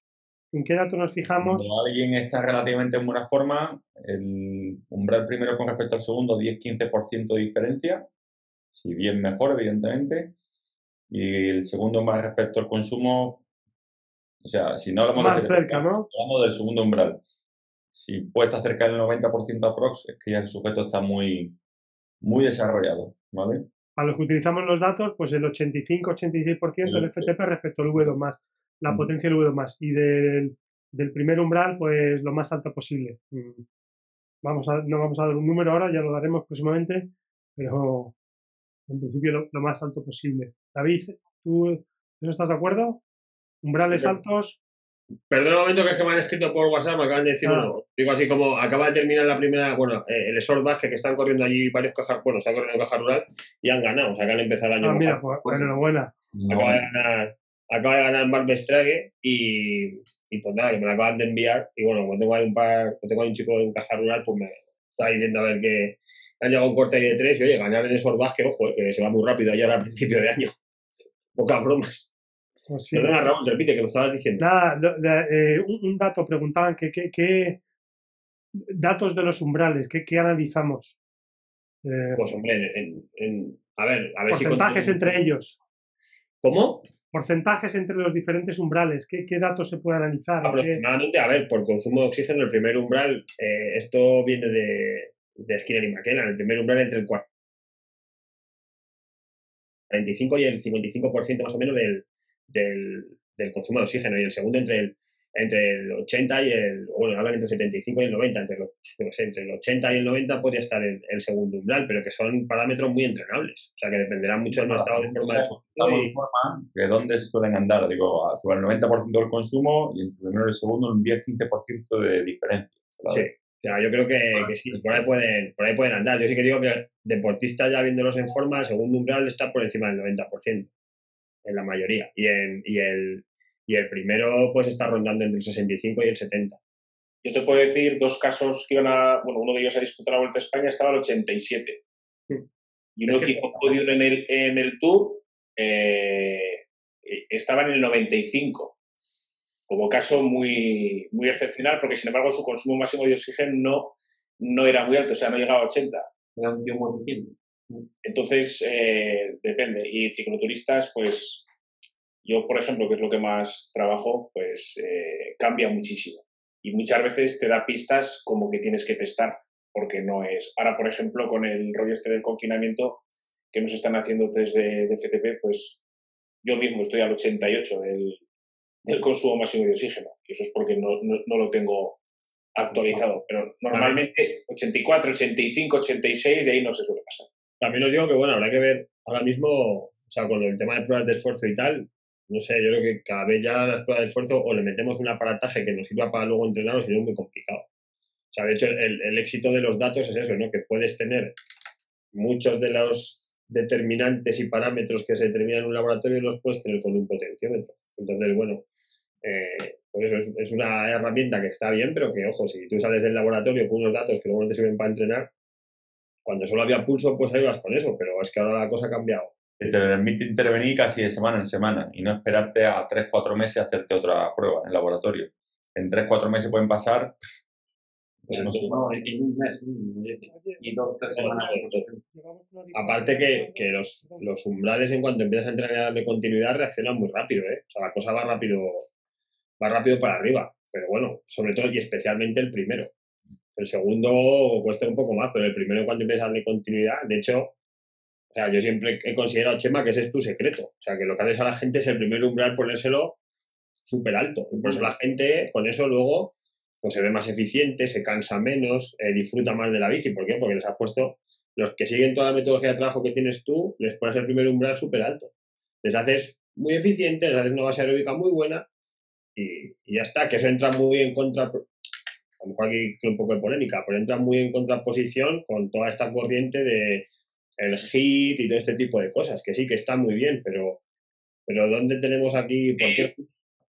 Pero es primordial y no lo voy a volver a decir, porque, por ejemplo, a nivel mitocondrial, cuando tú trabajas la base, lo que estás haciendo es aumentar el volumen y la densidad de las mitocondrias. Claro. Pero para que tú las hagas eficientes esas mitocondrias, tienes que privarles del oxígeno. Claro. Es donde vienen los entrenamientos en altura o, por ejemplo, entrenamientos de mucha intensidad donde el déficit de oxígeno, y entonces la cresta de esas mitocondrias se convierten mucho más eficientes. Entonces, sí, no es nada de tener muchas si luego resulta que no valen para nada. Claro, pero tú también, para poder hacer ese entrenamiento tan intenso que te va a llevar al déficit, tienes que estar preparado para ello. Si no, vas a hacer un entrenamiento... Pero así, un HIIT, ¿quién lo hace bien un HIIT? A los niveles contados con los dedos de una mano. Pero claro, ahí están las mejoras. Alguien que no ha hecho nunca... es un diamante por pulir, que le creo yo, ¿sabes? Claro. Yo se lo he dicho a más de uno. O sea, yo he dado infinidad de conferencias en estos años y yo lo que les digo o sea, no os podéis ni imaginar lo que podéis llegar a andar en bicicletas haciendo las cosas bien. Es que ni os lo podéis ni imaginar. Que es que yo estoy en una marcha de cicloturistas arrastrándome que me han dejado el trofeo en el bar del pueblo cuando he llegado, ¿sabes? Porque habían desmontado. Y luego, en tiempos, luego en alguno metí en los trastos que sí son cicloturistas que no son carreras. En tiempos daban trofeos y daban premios en los cicloturistas. Y luego, sin embargo, he estado partiéndome el delante. Y eso es por hacer las cosas bien y ya está, y no hay más. Y todo pasa por una base muy importante y es que sin ella no vas a asimilar luego el entrenamiento de calidad. Trabajar fuerza, ¿quién trabajaba fuerza antes? Antes nadie. Es que hay que partir de la idea de que cuando me puse un pulsómetro yo, por ejemplo, para comprobar los beneficios de un entrenamiento, es que a mí me llamaban el del entrenamiento científico, que no llaman a un pulsómetro, macho. Es que ha cambiado esto, ha evolucionado muchísimo. Y lo que va a evolucionar, ¿eh? Ayer me preguntaba alguien que esto hacia dónde iba. Y es lo que digo yo. Esto al final, los entrenadores desaparecerán. Serán máquinas inteligentes, le meterás tú todos los datos. Nosotros tenemos que hablar de coaching, de cuando esté rayado un deportista, pues orientarlo. No se te escucha, Raúl. A ver, no se te escucha. Que llevamos un montón de tiempo grabando. Nada, no se te escucha. Nada, cero. He cargado el micrófono. Ahora sí, sube el volumen. Ahora sí, vale. Ahora sí. Pues, se te escucha bajito. He activado y desactivado. ¿Ahora mejor? Bajito. Bueno, Se te escucha bajito. no sé. Y, ahora nada. A ver, ¿y si quito ahora esto mejor? Sí. Un poquito mejor. ¿Un poquito mejor? Vale. Le he quitado esto. ¿Se me escucha o no? Sí. Sí. Bueno. Oye, ¿os parece que le demos paso a alguno de los que está por aquí que pregunte en directo, que llevamos un montón de tiempo grabando ya? Perfecto. Pues oye, preguntas, ¿quién quiere preguntar en directo? Le abrimos el micrófono. A ver quién es el valiente ahora que se pone delante de todo el mundo. Sobre datos, venga, alguno que se atreva por ahí y le abrimos. Le abres cámara y audio, ¿no? Venga, Jesús, a ver dónde estás. Jesús. Reactivo el Jesús. A ver cómo se hace esto. Ya está, ¿no? ¿Me oís? Sí. Buenas tardes a todos. Muy buenas. Jesús. Buenas tardes. A ver, os quería hacer una pregunta. Si dos personas tienen un FRC muy parecido y hacen el mismo entrenamiento, según Chema, que en pretemporada, en el tiempo de base, estamos mejorando las mitocondrias, la eficiencia, ¿quién recuperaría antes? ¿El que es más anaeróbico o esta persona que es más aeróbica ante un mismo entrenamiento? No sé si me he explicado bien. De cada sujeto, pero casi siempre os digo, la gente que tiene un FRC más alto, cuando abren gas, mueren y luego cuesta más recuperar, ¿vale? Entonces, si los dos tuvieran el FRC iguales, por así decirlo, el que tuviera un FTP un poco más alto seguro que va a recuperar antes. No sé si es la pregunta que tú hacías. Es decir, a igualdad de FRCs, el que tenga mejor FTP va a recuperar mejor que el que tiene menos FTP. Y ojo, hay que siempre contextualizar. Que tengas el FRC muy alto no significa que tú seas un sujeto con más contribución de las vías anaeróbicas. Es decir, imaginaros, mi caso, yo me pongo a entrenar ahora mismo y seguro que en esfuerzos cortos voy a estar más poderoso que en esfuerzos largos, porque el ser humano, los tipos de movimientos que hacen el día a día no son extensivos, por así decirlo. Entonces, cuando empiezo a entrenar, voy a mejorar seguro mi curva rápidamente en esfuerzos cortos antes que en alto. Y me va a salir un FRC alto, que no implica que yo sea un sujeto muy potente a nivel anaeróbico, sino que hay un predominio de lo anaeróbico sobre lo aeróbico en mi metabolismo en ese momento. No sé si se ha entendido. Y luego, perfectamente. Y luego la recuperación también, hace falta saber cómo se hace cada uno la recuperación. Ojo, es una cosa muy importante, que muy poca gente suele meter esos bloques de recuperación, de esas semanas, días, dependiendo. Luego eso entre estímulos. ¿Alguno que se lance por ahí? Venga. Chicos. ¿Alguno que se lance más, chicos? A ver. ¿Me seguís escuchando bajito? Se te escucha bajito, Raúl. Vamos a averiguar un presupuesto aquí para averiguarte un micrófono de podcaster, de los buenos, porque eso hay que mejorarlo. ¿Y ahora se me escucha? Como antes, igual. Igual. Mira, si te averiguas el micro que se averiguó David, ese va fantástico. Que el cambio que pegó de los auriculares de iPhone a ese micro, vamos, fantástico. Muestra el micrófono, por favor. Vale. ¿Le vas dando mientras el paso a otra persona? Ah, eso. Sí, al que diga, al que pregunte, el que quiera. ¿Alguno? Comentaron en el chat, chicos, el que quiera, a ver. Que no se entre vergüenza que aquí nadie sabe más ni sabe menos, simplemente conocemos cosas, pero aprendemos todo de todos. Patrocinio de micros para Raúl. Ah, sí, tengo uno. Te lo ponen en el chat. Cosas que ocurren con el directo. Ahora no se le oye nada. No, pues tienes que conectarlo. Ahora tienes que configurarlo desde el audio de Zoom y tendrás que seleccionar el micro. Bueno, damos unos minutillos. No se me oye porque no estoy hablando. Ahora sí, ahora se te escucha mejor. Vale. Oye, cosas del directo, ¿eh? Ahora se te escucha muy bien. ¿Y ahora? Ahora mucho mejor. ¿Se me oye bien? Demasiado bien. ¿Eh? Demasiado, baja el volumen. Vale.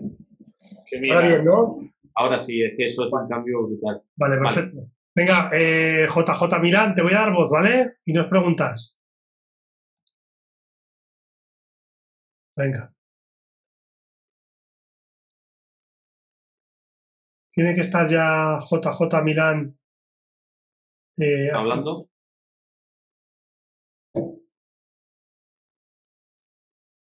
No, tiene el micro todavía desactivado.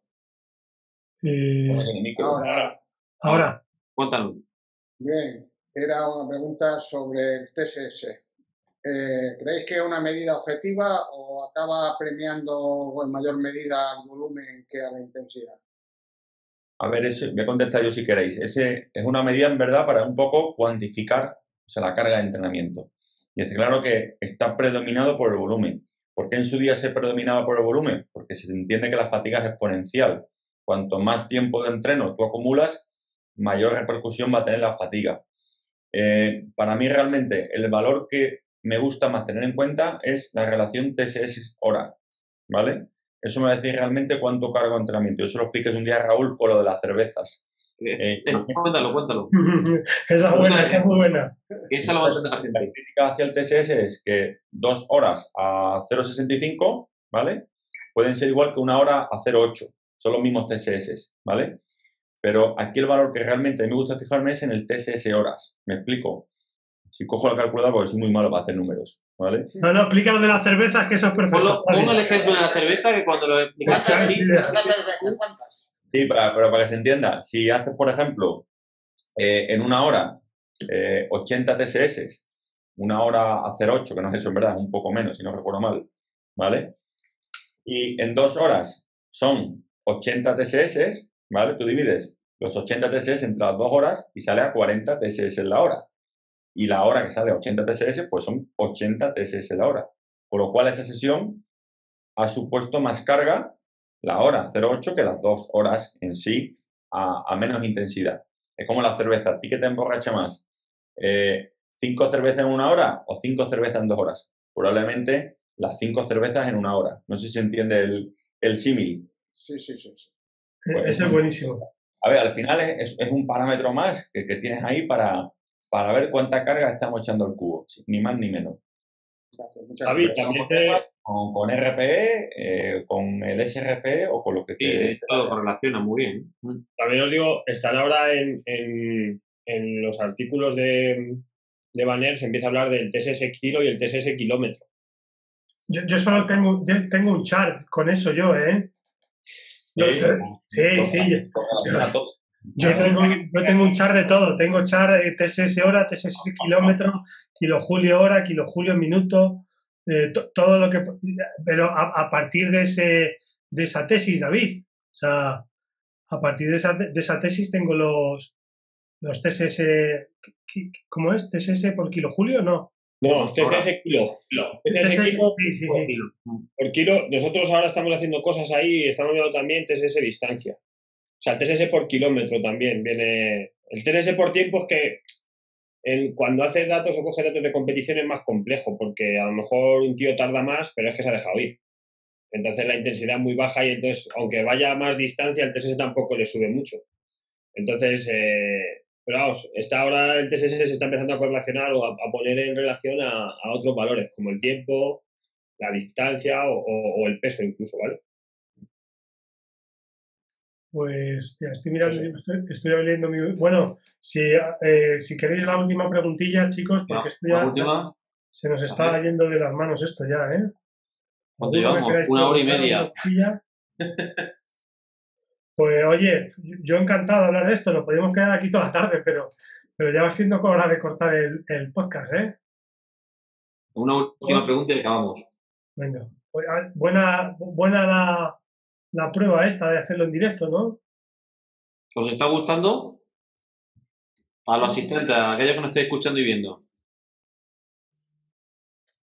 Sí, todo que sí. Nada, pues guay. Diego, ¿quieres preguntar tú algo en directo?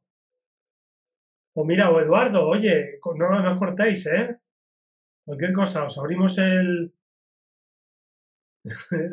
Se ocurre, claro, así a bote pronto, nosotros hemos venido aquí... Escuchando diferido se me ocurren más preguntas, dice Jesús, bueno, es normal. No te preocupes, que de todas maneras esto también lo subiremos luego en diferido aparte y ahora lo dejaremos editado. Sí. Bueno, chicos, pues... Ya está. ¿No hay más preguntas entonces? Pues nada. ¿Les da vergüenza? Bueno, ya está, pues si queréis ya... Pues bueno, con esto ya... El de Zoom Support otra vez iba a preguntar algo. Mira, lo de para chicas. Si tenemos en cuenta la semana que tiene el periodo, así viene igual la carga, depende. Depende de cada chica. Mira, yo hice una encuesta, se me oye, ¿no? Sí. Sí, hice una encuesta hace una semana porque le tengo pendiente el vídeo a tu socio, a José, sobre las chicas, que me va a matar. José, perdona. Hice una encuesta entre mis chicas, al final les hice 5 o 6 preguntas a las que tengo, a las deportistas, y al final, curiosamente, todas relacionaban lo mismo. Bueno, que si les afecta la regla, les afecta el periodo, pero que ellas solo cambiarían el día que les viene la regla, el primer día del periodo, que es el día que cambiarían el entrenamiento. Los demás días, la verdad que son unas tías fuertes y guerreras todas, y solo me cambiarían el día del primer día de regla, pues ese día tienen libertad para no entrenar o hacerlo más libre. En los demás días ninguna me ha dicho, en principio yo con las chicas que entreno, no le ajusto la carga salvo el primer día del periodo. Yo tampoco he tenido ningún problema. Sí que había un caso hace tiempo que recuperaba muscularmente mucho peor, dependiendo qué parte del entrenamiento, pero por norma general, en algunos casos he preguntado y yo creo que he preguntado tantas veces que al final ninguna me había dicho que tenía problemas, que lo dejo un poco más como sugerencia de ellas que me digan, pues oye, este día vamos a dejarlo libre pues porque viene el periodo y ya está.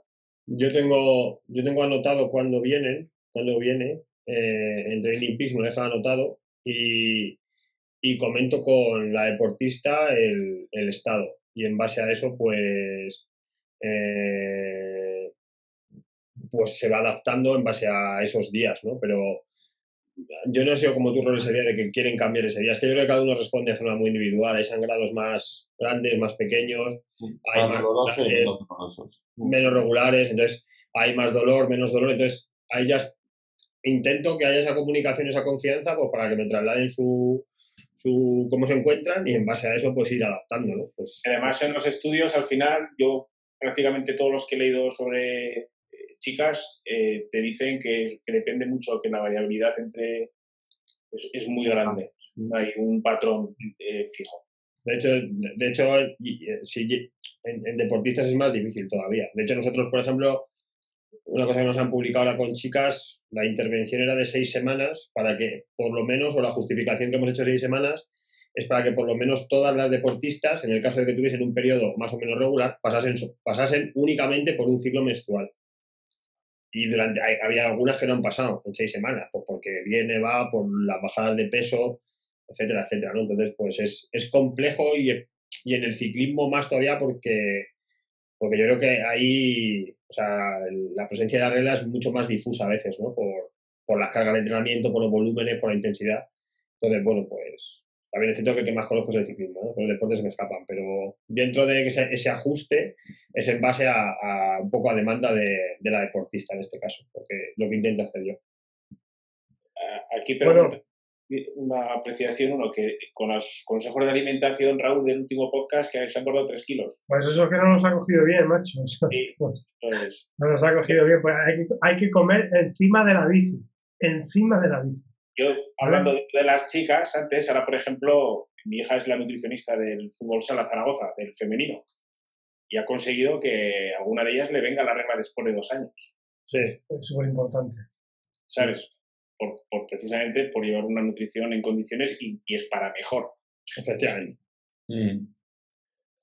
Bueno, chicos, ¿alguna cosilla más? ¿Alguna cosa que queráis anunciar antes de que haga ya el despido final del episodio? Sí, mira, tenemos el webinar de hematología y pruebas bioquímicas el viernes que viene. Vamos a hablar de test de lactatos. Yo llevo 15 días, bueno, no se me ve, pero con un monitor de glucosa continua en el brazo. Me mido la glucosa 10 o 20 veces al día. Vamos a hablar de eso y vamos a hablar de las analíticas que hay que tener en cuenta, que no, cuándo hacerlas, análisis de hemoglobina, todo eso el viernes que viene a las 8 con Aritz Urdan-Pilleta. ¿Alguna cosilla más? Chema, David, Javi. Nada, en principio todo muy bien. A ver si me cura el cuello. Con eso me vale. Eso mejora. Nosotros en principio nada más. Pues bueno, con esto damos ya por finalizado este primer directo y episodio en directo del podcast El Avituallamiento. Como siempre, os recordamos que nos tenéis disponibles, sobre todo podéis acceder a nuestro grupo de Facebook, Podcast El Avituallamiento, que estamos ya cerca de los 2.000 miembros, creo que estamos ya por encima de los 1.950 por ahí. También recordaros que podéis contactar con nosotros a través del correo podcastelavituallamiento@gmail.com y también podéis buscar nuestro canal de Telegram, Podcast El Avituallamiento, donde cada vez que subimos un episodio, un contenido, lo vamos a dejar en ese canal para que también, si sois forofos fervientes y no tanto ardientes, que podéis seguir perfectamente lo que es el podcast. Yo, por mi parte, me despido de todos mis amigos y compis, David, Raúl, Javi y Chema. Agradeceros, por supuesto, a todos los asistentes que habéis estado en este primer directo y, por supuesto, agradecemos toda crítica constructiva y destructiva, como siempre decimos, para mejorar el podcast y que todos nos lo pasemos muy bien. Un gran abrazo a todos y nos vemos pronto. Hasta luego.